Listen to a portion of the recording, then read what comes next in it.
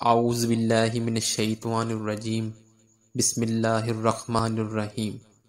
السلام علیکم ناظرین۔ اصحاب کہف کے معنی غار والے کے ہیں۔ یہ چند سچے مومن نوجوانوں کا قصہ ہے جس کو قرآن پاک کی سورہ کہف میں بیان کیا گیا ہے۔ آج سے سینکڑوں برس پہلے کسی ملک میں ایک مشرک اور ظالم بادشاہ تھا۔ وہ خود بھی اللہ کو چھوڑ کر بتوں کی پوجا کرتا تھا اور دوسروں کو بھی بتوں کی پوجا کا حکم دیتا تھا۔ جو ایسا نہیں کرتا تھا اس کو سخت سزائیں دیتا تھا۔ اس کی سلطنت میں کچھ نوجوان بچے تھے جن کی تعداد تقریباً 7 تھی۔ اللہ تعالیٰ نے ان کو سیدھا رستہ دکھایا۔ یہ اللہ کو مانتے اور بتوں کی پوجا کو برا سمجھتے تھے۔ ان کے ماں باپ نے ان کو بہت سمجھایا کہ بادشاہ کو اگر خبر ہو گئی تو وہ تم لوگوں کو قتل کروا دے گا۔ لیکن ان نوجوانوں کے دل میں اللہ تعالیٰ کی محبت گھر کر گئی تھی۔ ماں باپ کی بھی نہ سنی اور اللہ تعالیٰ کی تعریف اعلانیہ کرنے لگے۔ آخر ایک دن بادشاہ کو خبر پہنچ گئی۔ لڑکے ڈر کی وجہ سے ایک پہاڑ کی غار میں چھپ گئے۔ ان کے ساتھ ان کا کتا بھی تھا، وہ بھی ساتھ چلا گیا۔ جب کوئی شخص اللہ تعالیٰ کا ہو جاتا ہے تو اللہ تعالیٰ بھی اس کی مدد کرتا ہے۔ جب یہ غار میں پہنچے تو اللہ تعالیٰ نے ان کو سلا دیا اور کتا غار کے منہ پر بیٹھ گیا۔ اس کو بھی اللہ تعالیٰ نے سلا دیا۔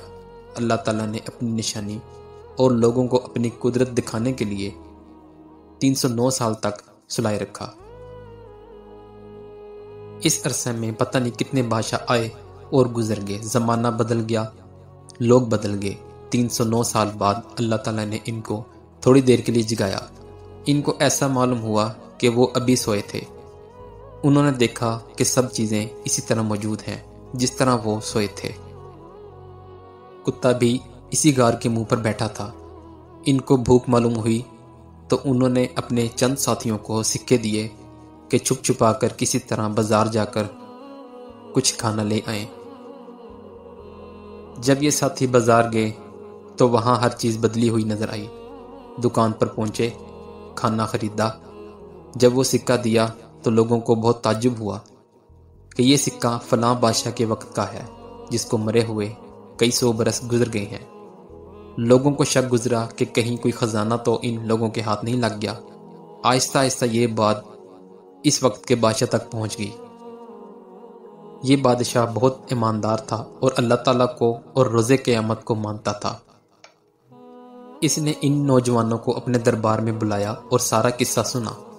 بادشاہ کو اور حاضرین کو بہت تعجب ہوا۔ بادشاہ بھی ماں درباریوں کے اس غار تک آئے۔ انہوں نے ان لڑکوں کو سوتا ہوا دیکھا۔ ان کی آنکھیں کھلی ہوئی تھیں مگر جسم سو رہے تھے۔ بادشاہ اور ان کے درباریوں پر ایک وحشت طاری ہو گئی اور وہ واپس چلے آئے۔ یہ لڑکے جو کھانا لینے آئے تھے غار میں داخل ہوتے ہی اپنے ساتھیوں کے ساتھ مل کر دوبارہ سو گئے۔ بادشاہ اور ان کے درباریوں کو یقین ہو گیا کہ اللہ تعالیٰ بڑی طاقت اور قدرت والا ہے۔ مرنے کے بعد بھی وہ اسی طرح زندہ کرے گا جس طرح ان غار والوں کو کیا ہے۔ یہ لوگ اسی غار میں قیامت تک سوتے رہیں گے۔ اللہ تعالیٰ نے اس واقعے سے ہم سب کو بتایا ہے کہ وہ اپنے ماننے والوں کی حفاظت کرتا ہے، ظالموں سے نجات کی ایسی صورتیں پیدا کر دیتا ہے جو کسی انسان کے وہم و گمان میں بھی نہیں آ سکتی۔